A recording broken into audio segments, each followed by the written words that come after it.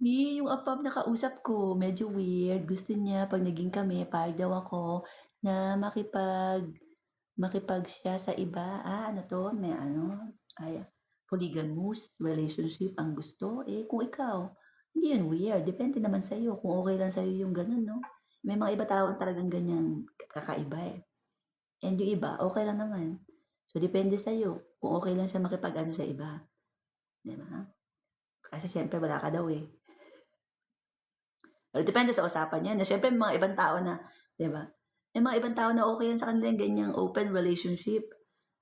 Kasi nga naman hindi mo naman ma-fulfill yung mga gusto niya lalo kung very active, 'di ba? LDR kayo, so 'pag sa ganoon, yun talaga. Kaya dapat 'pag may ka-LDR kayo tatanungin niyo na, "Kaya mo ba magtiis?"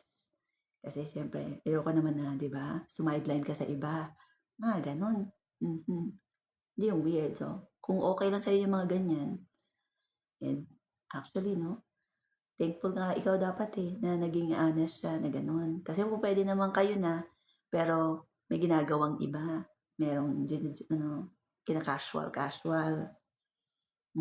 Ano 'to, bakit her?